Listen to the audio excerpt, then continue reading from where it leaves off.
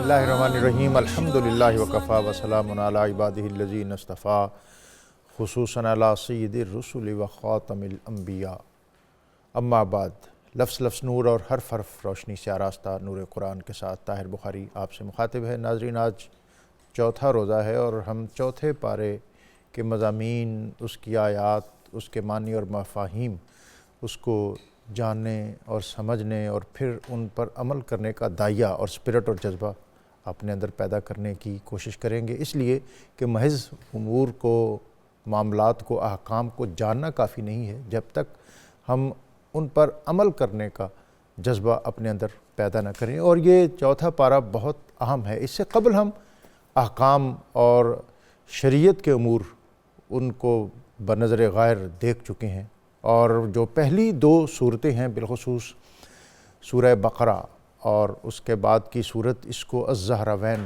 دو نہایت شاندار اور چمکدار صورتیں جن کو نبی اکرم رسول محتشم صلی اللہ علیہ وآلہ وسلم نے فرمایا، اور ان دونوں کا آغاز حروف مقطعات سے ہے۔ اور اس کے بعد کی اب جو دو صورتیں ہیں جس میں سورہ نساء ہے اور سورہ مائدہ ہے، ان کا آغاز براہ راست یا ایھا الناس اور یا ایھا الذین آمنوا، ان الفاظ کے ساتھ ان کا آغاز ہو رہا ہے۔ اور جو سورہ نساء ہے، اس کے اندر جو خطاب ہے وہ ایک تو امت مسلمہ کو ہے بطور امت مسلمہ، اور پھر دوسرا خطاب اسی میں منافقین کو، ففتھ کالمسٹ، جو قانوناً تو اسی سوسائٹی کا حصہ تھے لیکن ان کو خطاب کیا گیا ہے، اور تیسرا خطاب اس میں اہل کتاب جو یہود اور نصارہ میں۔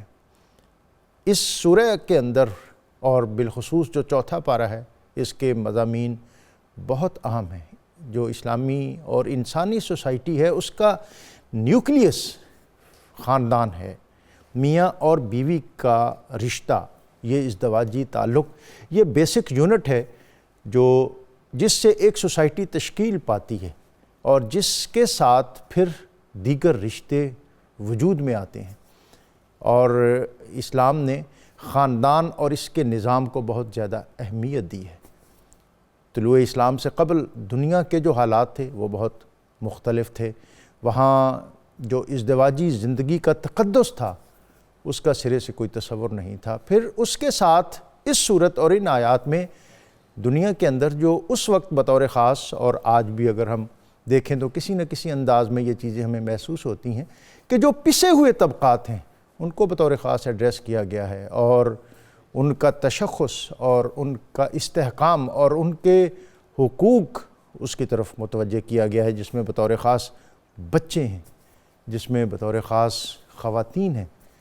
اسلام سے قبل جیسا کہ آپ جانتے ہیں کہ صرف عرب کا معاشرہ ہی نہیں بلکہ دنیا کی جتنی بھی تہذیبیں اور سویلائزیشنز تھیں، ان کے اندر عورت کو بعض جگہوں پر تو انسان کا درجہ دیا جانا بھی مشکل تھا، اور بالخصوص جو گریک تھے، یونانی تھے، ان کے ہاں یہ پسماندگی بہت زیادہ تھی، اگرچہ وہ فہم و فراست اور عقل اور شعور کے اعتبار سے دنیا کے اندر بہت ممتاز اور معتبر حیثیت رکھتے تھے۔ اسی طرح ہند کا معاشرہ جو تھا، ہمارا یہاں کا جو ہندی کلچر تھا، اس میں عورت کو ایک الگ تشخص دیا جانا یہ ناممکن حد تک مشکل تھا۔ اور اسی طرح عرب کے اندر تو آپ جانتے ہیں کہ جو ہوتی تھی پیدا کسی گھر میں دختر، تو خوف شماتت سے بے رحم مادر پھرے دیکھتی جب وہ شوہر کے تیور، کہیں زندہ گاڑ آتی تھی اس کو جا کر۔ ان حالات میں یہ آیات نازل ہوئیں، اور پھر ایک بہت اہم ایلیمنٹ سوسائٹی کا، معاشرے کا، حقوق اور فرائض کا توازن، اور پھر اس میں جیسا کہ میں نے عرض کیا کہ پسے ہوئے طبقات، اس میں ایک یتیم کہ یتیموں کے مال کو کس طرح ہڑپ کر لیا جاتا تھا، کھا لیا جاتا تھا، سوسائٹی کس طرح ان کو نوچتی تھی۔ اسلام نے ان طبقات کے لیے اپنی رحمت کے در وا کیے، عورت کے لیے، بچوں کے لیے، یتیموں کے لیے۔ اور ایک بہت اہم آج معاملہ اور مسئلہ ہم ڈسکس کریں گے، وہ ہے وراثت۔ یہ 1400 سال قبل اسلام دنیا کا وہ واحد اور پہلا دین اور مذہب ہے جس نے وراثت کے حقوق اور ان کے امور کا تعین کیا۔ عرب کے اندر وراثت کا کوئی اصول نہیں تھا، اور جو تھا وہ اس قدر ناہموار تھا کہ اس کو سن کر انسان لرزہ براندام ہو جاتا ہے کہ مرنے والے کی وراثت سے اس کی بیوی اور اس کے بچوں کا سرے سے کوئی حق نہیں تھا، اور اس کا تصور اور فلسفہ یہ تھا کہ وراثت کا حقدار صرف وہ ہے جو شجاع ہے، جو بہادر ہے، جو میدان جنگ میں جا کر اپنی قوم، اپنے قبیلے اور اپنی سوسائٹی اور اپنے خاندان کے حقوق کا تحفظ کر سکتا ہے۔ یہاں پر دین اسلام نے ان طبقات اور خاندان کے ان لوگوں کے حقوق کا تعین کیا۔ اسی طرح بہت سے دیگر امور جو آج کے مضامین کے اعتبار سے اور پھر جدید پس منظر کے اعتبار سے، جس میں میں بطور خاص جنسی بے راہ روی، سیکچول انارکی، اس کو قرآن نے ایڈریس کیا اور بتایا کہ تمہاری سوسائٹی کا تقدس اور اس کی عصمت اور اس کی عفت، اس کو کس طرح آپ نے نبھانا ہے۔ خاندان اور اس خاندان کے ساتھ جڑے ہوئے دوسرے معاشرتی عوامل، صلہ رحمی، معاشرتی مساوات، خاندانی امور، یہ سارے وہ اہم موضوعات ہیں جن پر آج ہم بات کریں گے چوتھے پارے کی آیات کے تناظر میں۔ اور ہمیشہ کی طرح ہمارے ساتھ موجود معروف عالم دین علامہ مفتی محمد فاروق القادری صاحب، مفتی خلیل الرحمن یوسفی صاحب، اور اللہ رب العزت کی بارگاہ میں حمد کا نذرانہ پیش کرنے کے لیے آج ہمارے ساتھ موجود ہیں جواد احمد نقشبندی صاحب۔ میں اپنے تمام مہمانوں کو خوش آمدید کہتے ہوئے اللہ رب العزت کے اسماء میں سے ایک اسم گرامی العدل، سب سے بڑھ کر انصاف فرمانے والا، اس اسم مبارک کی برکت یہ ہے کہ جو شخص کثرت کے ساتھ اس اسم کا ذکر کرے اور ورد کرے، اللہ تعالیٰ اس میں عدل اور انصاف کی اہلیت پیدا کر دیتا ہے۔ سوسائٹی اور معاشرے، فرد سے لے کر افراد اور اقوام تک وہی سروائیو کرتے ہیں اور آگے بڑھتے ہیں جن کے اندر حقوق اور فرائض کا صحیح تعین اور پھر عدل اور انصاف کے ساتھ ان کی ادائیگی کا دائیہ پیدا ہو جاتا ہے۔ مفتی صاحب، آج کا موضوع، اور ویسے تو قرآن پاک کا ہر لفظ، ہر آیت، ہر حرف اپنے اندر حکمتوں کے ایک جہان رکھتا ہے، آج معاشرتی اعتبار سے بہت اہم موضوعات ہیں جن پر بالعموم کم بات ہوتی ہے۔ آج ہم آپ سے استفادہ کریں گے، اور بالکل جو آغاز ہے سورہ نساء کی آیت 2 تا 6، یتیموں کے حقوق اور ان کے خدمت کا معاوضہ اور اجر۔ جناب بسم اللہ الرحمن الرحیم۔ ڈاکٹر صاحب، اس سورت کا نام سورہ نساء ہے۔ نساء خواتین کو کہتے ہیں۔ اللہ تعالیٰ نے خواتین کی عظمت کو انسانیت کے سامنے اجاگر کرنے کے لیے پوری سورت کا نام ہی خواتین سے موسوم کر دیا۔ اللہ کے حبیب علیہ السلام نے یہ موسوم فرمایا۔ سورہ نساء کے تعارف میں آپ نے بڑی خوبصورت باتیں کی ہیں۔ اس میں کوئی شک و شبہ نہیں ہے کہ معاشرے کی خشت اول گھر ہے۔ گھر ایک ایسا گہوارہ ہے جہاں قوم کے معمار پرورش پاتے ہیں، سبحان اللہ، جہاں پر اقدار اور تہذیب کی قدریں پنپتی ہیں، سبحان اللہ، اور یہ وہ گہوارہ ہے جہاں سے معاشرے کے ناسور بھی پیدا ہوتے ہیں اگر ان کی تربیت میں توجہ نہ دی جائے، اور یہ وہ گہوارہ ہے جہاں پر معاشرے کو انقلاب آفریں بنانے کے لیے بھی اچھے لوگ تیار کیے جا سکتے ہیں۔ یہیں سے وہ جوہر اور گوہر پیدا ہوتے ہیں جن کی چمک سوسائٹی کو روشن کرتی ہے۔ اس صورت میں بطور خاص اگر ہم دیکھیں تو سب سے پہلی توجہ گھر پر ہے کہ خاندان خوشگوار اور مفید کیسے ترتیب پاتا ہے، پھر یتیموں کے حقوقات، پھر اس کے ساتھ ساتھ بڑی اہم بات ہے عورت کے حقوق اور اس کے مقام و مرتبہ، وہ بھی ذکر ہے۔ اور اس کے بعد اسی صورت کے اندر کوئی بھی گھرانہ اور خاندان اس وقت تک متوازن نہیں رہ سکتا جہاں مالی حقوق میں بھی اعتدال، توازن اور ہر حقدار کو اس کا حق نہ دیا جائے۔ ان سارے اصولوں کا تعین بھی وراثت کے حکام کے طور پر اس صورت میں ذکر ہے، سبحان اللہ، مہر اور نفقہ کے طور پر ذکر ہے، سبحان اللہ۔ اسی طرح اس صورت میں جو مسلمانوں کے کامیابی اور فوز و فلاح کا جوہر اصل ذکر کیا گیا ہے وہ رسول اللہ کی اطاعت ہے، اس پر خاص آیات موجود ہیں۔ اور پھر یہاں میں یہ بھی عرض کر دوں کہ اس صورت پاک کا جو نزول ہے وہ نزول ہے غزوہ احد کے بعد سے، جب 70 مسلمان صحابہ کرام شہید ہو گئے، ان کے بچے یتیم ہو گئے، تو اب سوال یہ طے پایا کہ یتیموں کی پرورش کیسے کی جائے اور کون کون سے حقوق ہیں جو انہیں دیے جائیں، کن شفقتوں اور مہربانیوں کے وہ مستحق ہیں۔ اس لیے سورت کے آغاز میں آیت نمبر 2 تا 6 تک سب سے پہلے یتیموں کے حقوق کا ذکر آتا ہے، اور اس کے بعد بھی کئی آیات میں ذکر ہے۔ اچھا، ان ساری آیات میں پہلی آیت ہے وَآتُوا الْيَتَامَىٰ أَمْوَالَهُمْ، یتیموں کو ان کے اموال میں حق دو، یہ بنیادی حق ہے۔ سبحان اللہ۔ کہ یتیم کے والد نے جو مال و دولت چھوڑا ہے، جو بچے کا حق ہے، یہ اس بچے کو ہی دیا جائے گا جب وہ بالغ ہوگا، جب وہ بچہ سمجھ بوجھ رکھے گا، جب وہ بچہ اس قابل ہو جائے گا کہ اپنے مال کو خود سنبھال سکتا ہے، تو بغیر کسی کمی کے، بغیر کسی تبدیلی اور تغیر کے وہ مال بچے کے سپرد کیا جائے گا۔ آپ صلی اللہ علیہ وسلم نے یتیم کے حوالے سے جو ارشادات فرمائے، میں اس آیت کے ساتھ ریلیٹ کرنا چاہوں گا تاکہ آج بھی ہماری سوسائٹی میں بہت سارے بچے یتیم ہیں۔ بہن بھائیوں کو چاہیے کہ اپنے ان گھر کے یتیم بچوں کو جو ان کے بھائیوں کے ہیں یا بہنوں کے ہیں، ان کو اپنی اولاد پر ترجیح دیں، ان کے سامنے اپنے بچوں کے ساتھ اس طرح پیش آئیں کہ یتیم کو کسی طریقے سے بھی کمپلیکس فیل نہ ہو، کسی محرومی اور کمی کا احساس نہ ہو۔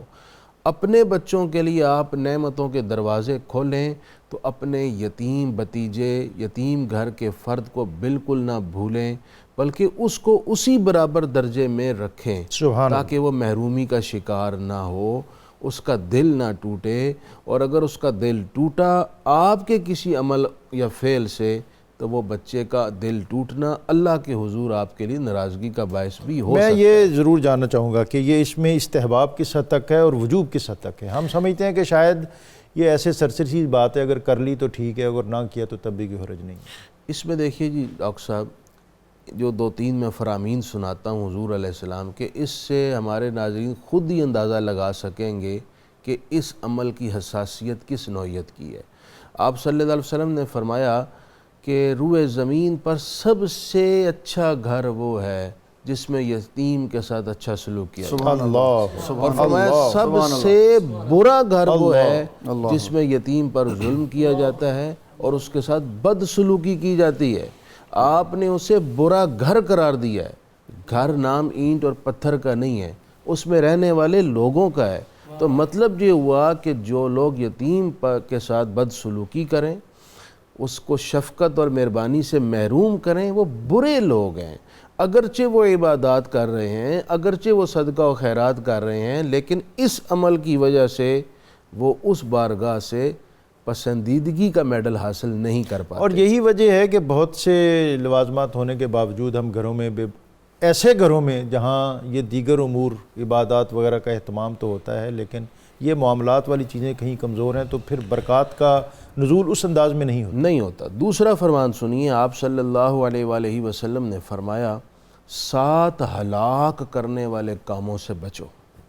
ان میں سے ایک کام، یہ ایک کام ہی بندے کو تباہ و برباد اور ہلاک کرنے کے لیے کافی ہے۔ وہ کون سا ہے؟ آپ نے فرمایا یتیم کا مال کھا لینا۔ اللہ۔ تو اس میں اب ناظرین ہمارے سننے والے خوب سمجھ سکتے ہیں کہ اس معاملے کی حساسیت کتنی ہے کہ یتیم کا اگر آپ نے 1 روپیہ بھی کھا لیا، وہ آپ کے ہزارہ سجدوں کے جو لذتیں اور ثواب ہیں، جو اس کے مفید اثرات ہیں، اس سے آپ کو محروم کر دے گا۔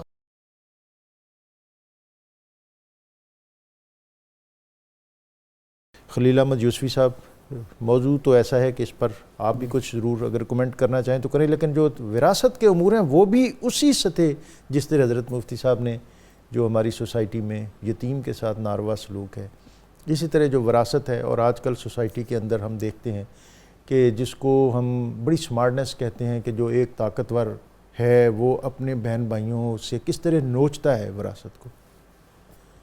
پہلے تو چاہوں گا کہ شرعی جو حکم ہے وہ، اور پھر جو دیگر عوامل ہیں اس پر آپ کومنٹ. بسم اللہ والصلاۃ والسلام علی رسول اللہ. محترم المقام ڈاکٹر صاحب، بہت شکریہ، آپ نے اس حساس موضوع پہ گفتگو کے لیے مجھے موقع عطا فرمایا ہے.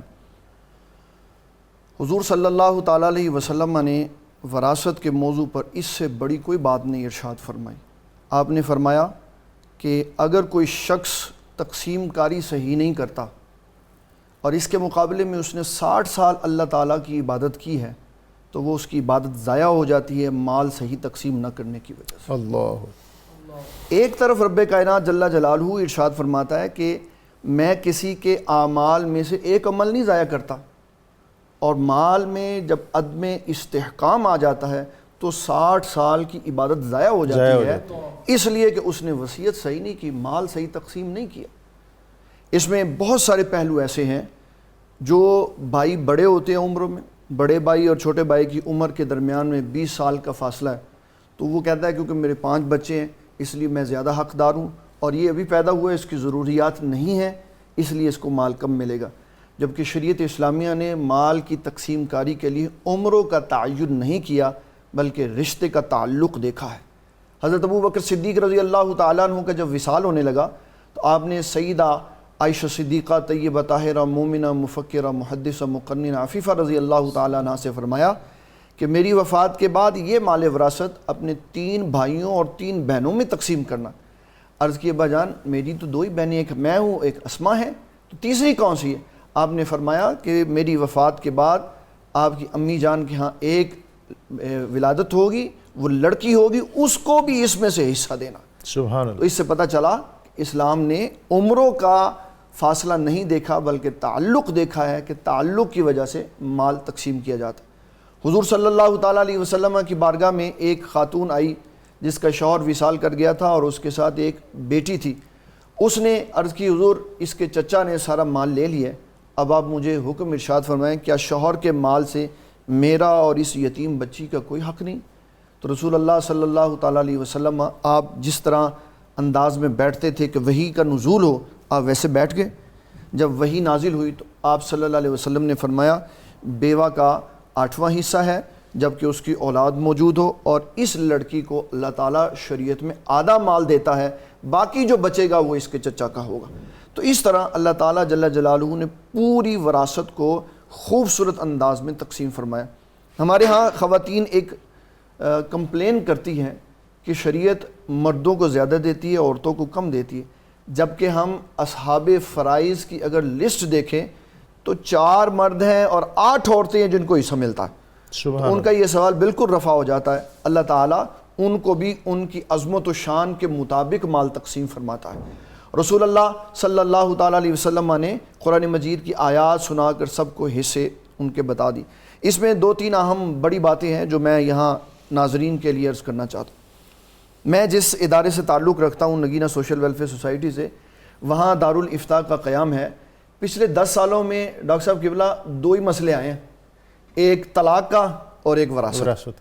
اس کے علاوہ کوئی مسئلہ نہیں آتا. کوئی نماز نہیں پوچھتا، کوئی سچ و جھوٹ کا فرق نہیں پوچھتا، بس یہی اس لیے کہ معاشرے میں ان کے اوپر سب سے زیادہ لڑائی جھگڑا ہوتا. صحیح.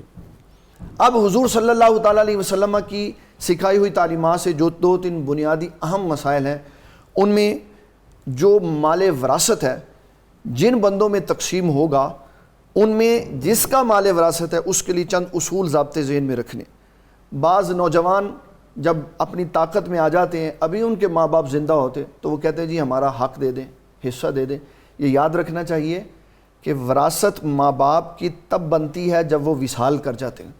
جب وہ زندہ ہوتے ہیں ان سے قرض لیا جا سکتا ہے، ان سے تحفہ لیا جا سکتا ہے، لیکن ان سے حق وراثت نہیں مانگا جا سکتا، کیونکہ وراثت کے لیے لازم ہے کہ جس کا مال تقسیم ہونا ہے وہ وصال کر جائے اور جس کو جانا ہے وہ زندہ ہو. دوسری بات سب سے اہم، ہمارے ہاں معاشرے میں ہم دیکھتے ہیں اخباروں میں اعلان ہوا ہوتا ہے، اشتہار آ جاتا ہے فلاں باپ نے اپنے بیٹے کو آگ کر دیا. یہ سخت ترین وعید ہے ایسے ماں باپ کے لیے جو اپنے بچوں کو اپنی جائیداد سے آگ کر دیتے ہیں صرف اس لیے ہماری بات نہیں مانتے۔ شریعت نے باپ کو یہ اختیار نہیں دیا کہ وہ اپنی وراثت سے اپنے بچوں کو باہر نکال دے۔ رسول اللہ صلی اللہ تعالیٰ علیہ وسلم کا سارا دین پڑھ کے دیکھیں، اللہ تعالیٰ جل جلالہ نے یہ حق باپ کو نہیں دیا کہ وہ اپنی وراثت سے اپنے بچوں کو محروم کر سکے۔ ایک بیٹا ولی اللہ ہے اور دوسرا دنیا دار ہے، وراثت میں دونوں برابر شریک۔ پھر یہ بھی سننے میں اور دیکھنے میں آتا ہے کہ بعض بچے جو ماں باپ کی خدمت کرتے ہیں وہ کہتے ہیں ہم نے اتنے سال ماں باپ کو کھلایا پلایا، ہم نے ان کے علاج معالجہ کرایا تو ہمیں پیسے زیادہ ملے۔ تو یہ جو وہ ماں باپ کی خدمت کر رہے ہیں اس سے وہ حق وراثت زیادہ نہیں لے سکتے، بلکہ یہ آخرت کے لیے انہوں نے جنت خریدی۔ دنیا کا مال لے کر وہ اپنی اس نعمت کو ضائع نہیں کر سکتے۔ اس کے اوپر بڑی توجہ رکھنی چاہیے کہ کوئی بھی شخص دوسرے کا مال اور حق وہ غصب نہیں کر سکتا۔ پھر وراثت کے اندر یتیم بھی آ جاتے ہیں، جس طرح غزوہ احد کا ذکر ہوا تو یتیموں کا مال اگر کوئی لے لیتا ہے اس کے لیے قرآن مجید یہ کہتا ہے کہ جس نے یتیم کا مال کھایا اس نے اپنے پیٹ کو جہنم کی آگ سے بھر لیا۔ اور دوسرا حکم اس میں ہے وَلَا تَقْرَبُوا مَالَ الْيَتِيمِ إِلَّا بِالَّتِي هِيَ أَحْسَنُ، یتیم کے مال کے قریب نہ جاؤ مگر اچھے طریقے سے۔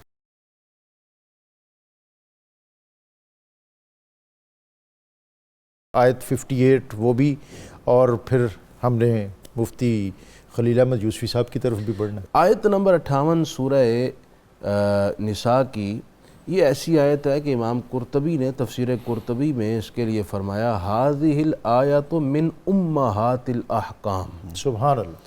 اور ساتھ یہ فرمایا تَضَمَّنَتْ جَمِيعُ الدِّينِ وَالشَّرْعِ، یہ آیت قرآن مجید کے اہم ترین احکام میں سے ہے اور اس کے ضمن میں سارا دین اور ساری شرع کی تفصیلات کو سمیٹ دیا گیا ہے۔ سبحان اللہ۔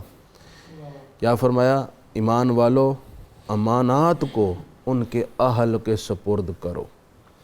اول اس کے مخاطب تو ہیں وہ تمام افراد جن کے ذمے ہے امانتیں اور انہوں نے امانتوں کو واپس لوٹانا ہے۔ اب سوال یہ ہے کہ وہ امانت کون سی ہے؟ عمومی طور پر سمجھا یہ جاتا ہے کہ کسی کے پاس کوئی چیز بطور امانت رکھوائی گئی، وہ امانت ویسی کی ہی ویسی اس کے مالک کو واپس پہنچا دی جائے، یہ ہے امانت کی ادائیگی۔ اور الیکشن کے سیزن میں بھی یہ آیت بہت پڑھی جاتی ہے، بہت پڑھی جاتی ہے کہ ووٹ اس کے اہل کو دیا جائے۔ اچھا، اگر اس آیت پر عمل کر کے ہی ووٹ دیا جائے تو پھر بھی ملک کے حالات اچھے ہو جائیں، تقدیر بدل اہل کو دی جائے تو۔ بلکہ اس زمن میں تو بخاری کی حدیث بھی ہے نا کہ ایک صاحب نے عرض کی متی الساعہ، حضور قیامت کب آئے گی؟ تو سرکار نے ارشاد فرمایا متی ضیعت الامانہ، جب امانت لٹ جائے گی، اللہ ضائع ہو جائے گی۔ عرض کی حضور امانت ضائع ہو جائے گی، اس کا کیا مطلب ہے؟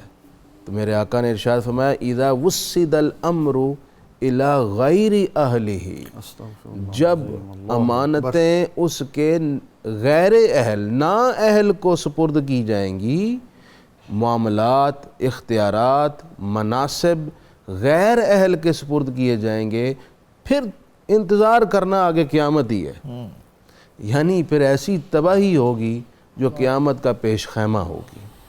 اسی طرح ایک اور حدیث پاک میں آپ صلی اللہ علیہ وسلم نے حضرت ابو ہریرہ سے روایت ہے، آپ نے فرمایا دو چیزیں سب سے پہلے میری امت سے اٹھیں گی، پہلی فرمایا حیا اور دوسری فرمایا امانت، یہ سب سے پہلے اٹھ جائیں گی امت سے۔ اور آج دیکھیں ڈاکٹر صاحب، حیا کے حوالے سے آج معاملات کتنے مخدوش ہو چکے ہیں۔ ہماری نسل، چاہے وہ لڑکے ہیں یا لڑکیاں ہیں، کتنی تیزی کے ساتھ بے حیائی کے سیلاب میں بہہ رہی ہیں۔ اللہ کی پناہ اللہ واپس لائے۔ اچھا، اس آیت میں جو فرمایا گیا ڈاکٹر صاحب، میں جلدی سے 2-3 جملے کہوں۔ امانت کا مفہوم بڑا عام ہے اسلام کے اندر۔ امانت صرف مالی ہی نہیں ہے بلکہ امانت بہت قسم کی ہے۔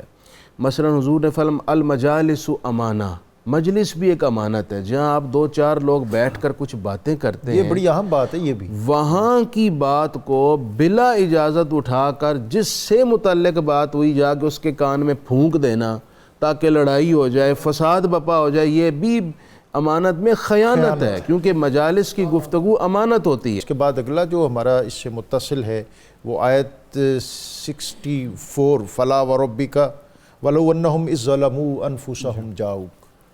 اس آیت سے پہلے ایک دو باتیں عرض کرنا چاہتا ہوں، پچھلے موضوع سے ریلیونٹ ہیں۔ جہاں قاضی کی عدالت کی بات آتی ہے، رسول اللہ صلی اللہ علیہ وسلم نے دو حصے میں ارشادات بیان فرمایا 3 طرح کے قاضی ہوتے ہیں، جن میں سے ایک قاضی جنت میں جائے گا اور 2 دوزخ میں جائیں گے۔ پوچھا حضور صلی اللہ علیہ وسلم سے کون سا جنت میں جائے گا اور کون سے جہنم میں جائیں گے؟ فرمایا جس نے حق کو پہچانا اور حق کے مطابق فیصلہ کیا وہ جنت میں جائے گا، جس نے حق کو پہچانا اور حق کے مطابق فیصلہ نہ کیا وہ جہنم میں جائے گا، اور جو اس عہدے کا اہل نہیں تھا لیکن اس کو عہدہ دے دیا گیا وہ بھی جہنم میں جائے گا۔ اور پھر دوسری بات ارشاد فرمائی آقا کریم صلی اللہ علیہ وسلم نے کہ منصف اس حالت میں لائے جائیں گے کہ ان کے ہاتھ ان کی گردنوں کے پیچھے بندھے ہوں گے، اگر انہوں نے عدل و انصاف کیا ہوگا تو ان کے ہاتھ کھولے جائیں گے، وگرنہ اسی کیفیت میں ان کو جہنم کی آگ میں پھینک دیا جائے گا۔ اور اس کے ساتھ ساتھ بخاری کی روایت ہے، رسول اللہ صلی اللہ تعالیٰ علیہ وسلم نے ارشاد فرمایا عدل و انصاف کرنے والا حاکم قیامت والے دن اللہ تعالیٰ کے عرش کے سائے تلے۔ سبحان اللہ۔ اب ہم آیت نمبر 64 کی طرف آتے ہیں۔ اللہ تعالیٰ ارشاد فرماتا ہے وَمَا أَرْسَلْنَا مِن رَّسُولٍ إِلَّا لِيُطَاعَ بِإِذْنِ اللَّهِ، اللہ تعالیٰ رسول بھیجتا ہی اسی لیے ہے تاکہ ان کی اطاعت کی جائے۔ وَلَوْ أَنَّهُمْ إِذْ ظَلَمُوا أَنفُسَهُمْ جَاءُوكَ فَاسْتَغْفَرُوا اللَّهَ وَاسْتَغْفَرَ لَهُمُ الرَّسُولُ لَوَجَدُوا اللَّهَ تَوَّابًا رَّحِيمًا۔ اس میں ایک جملہ ہے وَلَوْ أَنَّهُمْ إِذْ ظَلَمُوا، یہ مستقبل سارے کے لیے استعمال ہوتا ہے۔ اس کا معنی ہے جب کبھی بھی مسلمانوں تم اپنی جانوں پر ظلم کرو تو میرے محبوب صلی اللہ علیہ وسلم کے در پر آ جاؤ، پھر تم اللہ سے استغفار کرو، پھر حضور صلی اللہ علیہ وسلم تمہاری سفارش کریں تو تم اللہ تعالیٰ کو بڑا بخشنے والا مہربان پاؤ۔ سبحان اللہ۔ اس کے لیے کافی سارے واقعات قرآن و حدیث میں اور مفسرین نے تفاسیر میں لکھے، ان میں ایک سہا کا بڑا خوبصورت واقعہ ہے، حضرت ابو لبابہ رضی اللہ تعالیٰ عنہ۔ یہ اس وقت کی بات ہے جب بنو قریظہ کا محاصرہ ہوا تھا، تو کوئی مسئلہ ہو گیا تو انہوں نے اس ضمن میں اپنے آپ کو مسجد نبوی شریف کے ستون کے ساتھ باندھ دیا۔ نبی صلی اللہ تعالیٰ علیہ وسلم نے جب ان کو دیکھا تو فرمایا، صحابہ سے پوچھا اس کو کیا ہوا؟ تو پوچھا تو انہوں نے کہا کچھ مجھ سے خطا ہوئی جس کی وجہ سے میں اللہ تعالیٰ سے معافی چاہ رہا ہوں۔ تو نبی صلی اللہ تعالیٰ علیہ وسلم نے پوری کائنات کے لوگوں کے لیے جملہ ارشاد فرمایا اس کو چاہیے تھا یہ میرے پاس آتا، میں اس کو اللہ سے بھی معافی لے دیتا۔ سبحان اللہ۔ سبحان اب یہ اللہ کے پاس چلا گیا، اب جب اللہ معافی دے تب دے۔ اس کا صحیح پہلو یہ ہے، لوگ کہتے ہیں کہ کیا اللہ تعالیٰ سے بھی کوئی رحیم ہو سکتا؟ اس کا صحیح پہلو یہ ہے کہ اللہ تعالیٰ جل جلالہ یہ بتانا چاہتا ہے کہ یہ دیکھ لو میرے حبیب اتنے کریم ہے تو میں کتنا کریم ہوں۔ سبحان اللہ۔ تو رسول اللہ صلی اللہ علیہ وسلم نے فرمایا اگر یہ میرے پاس آ جاتا تو میں اس کو اللہ تعالیٰ سے بھی معافی لے دیتا۔ اب یہ چلا گیا تو روایات میں ہے 7 دن کے بعد اللہ تعالیٰ نے پھر اس کی توبہ قبول کی۔ صحابہ کرام رضوان اللہ تعالیٰ علیہ مجمعین کا ساری زندگی کا یہ اصول رہا کہ انہیں کوئی مسئلہ ہوا، کوئی تکلیف پہنچی، انہوں نے آ کر بارگاہ مصطفیٰ صلی اللہ تعالیٰ علیہ وسلم میں عرض کیا۔ ام المومنین سیدہ عائشہ صدیقہ رضی اللہ تعالیٰ عنہ کی روایت یہاں سنانی بڑی ضروری ہے کہ آپ صلی اللہ علیہ وسلم کی وفات کے بعد جب کبھی بارش نہیں ہوتی تھی تو نبی صلی اللہ علیہ وسلم کے روضہ شریف کے اوپر والی کھڑکی کھول دی جاتی اللہ اکبر، اور اللہ تعالیٰ سے عرض کی جاتی مولا ہم پہ نہ برسا، اپنے محبوب صلی اللہ علیہ وسلم کی قبر انور پہ برسا۔ سبحان اللہ۔ اور حضرت ابو ایوب انصاری رضی اللہ تعالیٰ عنہ کا واقعہ اس میں سب سے اہم ہے کہ جب نبی صلی اللہ علیہ وسلم کی وفات کے بعد آپ کی قبر شریف پہ آئے تو اپنا چہرہ قبر شریف پہ رکھ لیا۔ اللہ اکبر۔ اس وقت کا ایک آدمی آیا، اس نے پیچھے سے پکڑا، اس نے کہا یہ کیا کر رہے ہو؟ تو آپ نے مسلمہ اسلام کا عقیدہ سمجھایا، فرمایا میں کسی بت کے پاس نہیں آیا، میں اللہ کے نبی کے پاس آیا ہوں، اور بتایا کہ نبی صلی اللہ تعالیٰ علیہ وسلم کی قبر شریف پر آنا اور آپ سے استغاثہ کرنا یہ ایسے ہی ہے جیسے آقا کریم صلی اللہ علیہ وسلم حیات تھے اور ان سے بات چیت کی جاتی تھی۔ سبحان اللہ۔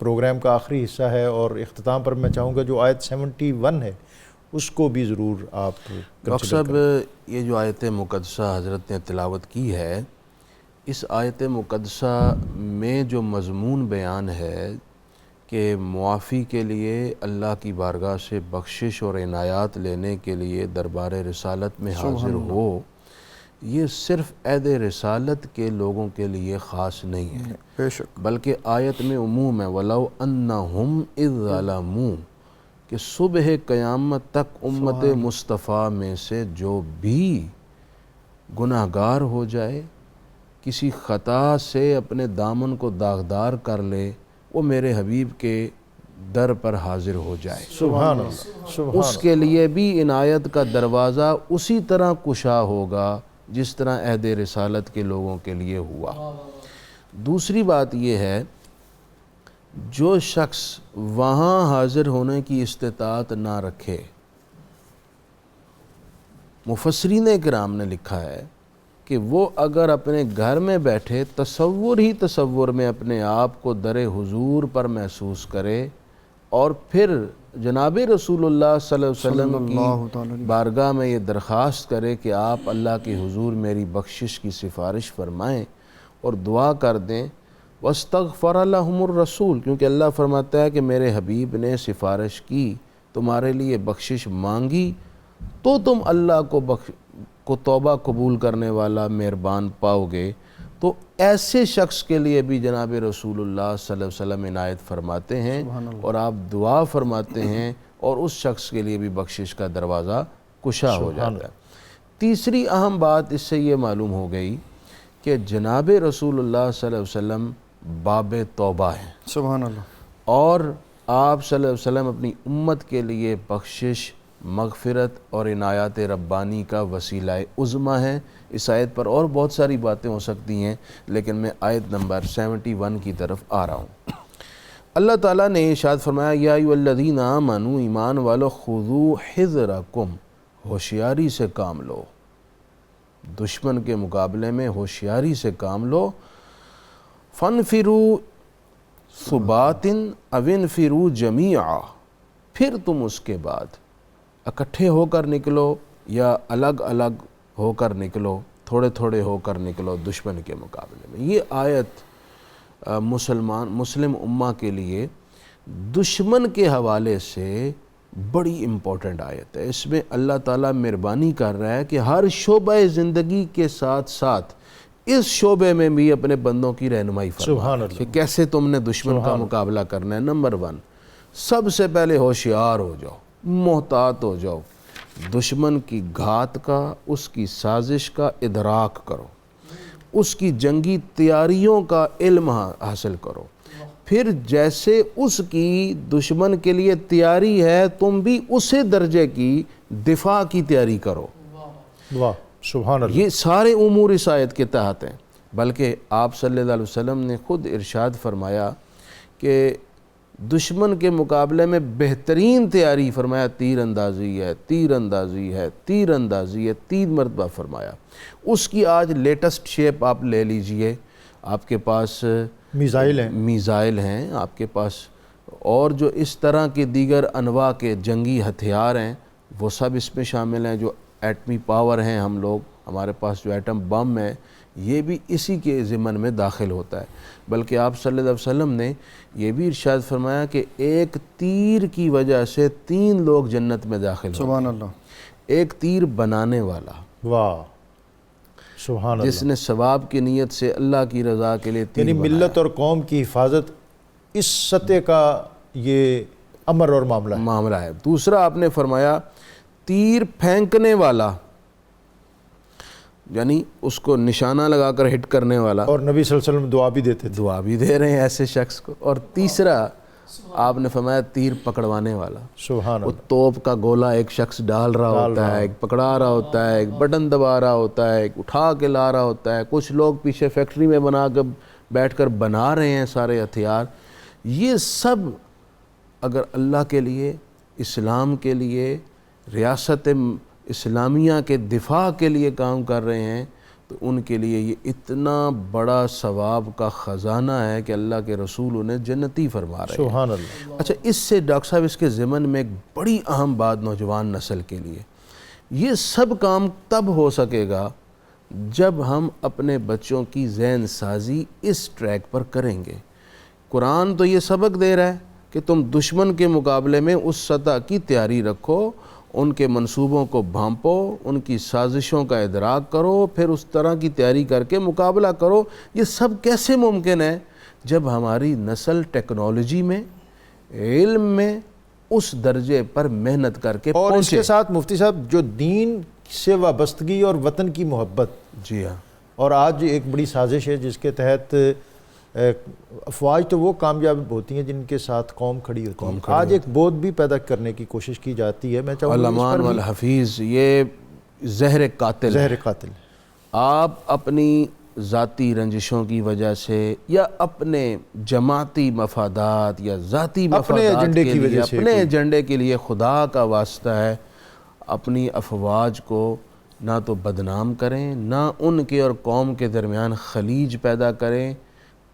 جن قوموں کی فوجیں زیر ہو جاتی ہیں ان کا حال آپ دیکھ لیجئے۔ ہمارے سامنے عراق ہے، ہمارے سامنے لیبیا ہے، ہمارے سامنے اور کئی اسلامی ممالک کی مثالیں ہیں، اجڑ گئے ہیں وہ سب۔ آج اگر ہم یہاں پر سکون سے بیٹھ کر بات کر رہے ہیں، آپ گھروں میں کھانے کھا رہے ہیں، آپ آسائش کے ساتھ، آزادی کے ساتھ جی رہے ہیں، تو آپ یہ یاد رکھیے آپ کی پشت پر ایک طاقتور فوج کھڑی ہے جو آئے دن اپنی جانیں پیش کر رہے ہیں۔ خدا کا واسطہ ہے اس طرح کی حرکات سے باز آئیں، اپنی فوج اور قوم کے درمیان قطعی طور پر کچھ بھی ہو جائے کسی قسم کا خلا پیدا نہ کریں۔ مفتی صاحب بہت شکریہ، علامہ خلیل احمد یوسفی صاحب آپ کا بہت زیادہ شکریہ۔ بہت فکر انگیز موضوعات تھے، انفرادی سطح پر بھی اور اجتماعی سطح پر بھی، اور اس دنیا کے حوالے سے بھی اور آخرت کے حوالے سے بھی ہمیں اپنی معاشرت اور اپنے امور اور اپنے معاملات ان کو قرآن پاک کی ان آیات کی روشنی میں بہتر کرنے کی بہت زیادہ ضرورت ہے۔ اور طفیل ہوشیارپوری نے کہا تھا کہ لٹی لٹی ہی صحیح انجمن تو ہے اپنی، رہی نہ یہ بھی اگر انجمن تو کیا ہوگا۔ اپنے اداروں کے ساتھ اپنی ملکی سالمیت کے حوالے سے، قومی یکجہتی کے حوالے سے اور اپنی دین کی جو وابستگی ہے اس کو مضبوط اور مستحکم کرتے ہوئے اپنے اس پاک ملک اور اس خطے کے استحکام اس کو بھی اپنی دعاؤں میں یاد رکھیں۔ اللہ رب العزت کی بارگاہ میں حمد کا نذرانہ پیش کرنے کی طرف بڑھنے سے قبل قرآنی وظیفہ حصول علم کا، جس شخص کو حصول علم میں رکاوٹ آ رہی ہو تو وہ روزانہ نماز فجر کے بعد 21 بار اللہ تعالیٰ کا اسم مبارک یا علیمو پڑھ کر پانی پر دم کر کے پیے اور اس کو اپنا معمول بنائے تو اللہ تعالیٰ اس کے لیے علم کے در وا کرے گا۔ جواد احمد نقشبندی۔ میں بندہ عاصی ہوں، خطا کار ہوں مولا، میں بندہ عاصی ہوں، خطا کار ہوں مولا، لیکن تیری رحمت کا طلبگار ہوں مولا، مولا لیکن تیری رحمت کا وابستہ ہے امید میری تیرے کرم سے، وابستہ ہے امید میری تیرے کرم سے، تیرا فقط تیرا پرستار ہوں مولا، میں بندہ عاصی ہوں، باہر کے اجالے مجھے کیا راہ سجھائے، باہر کے اجالے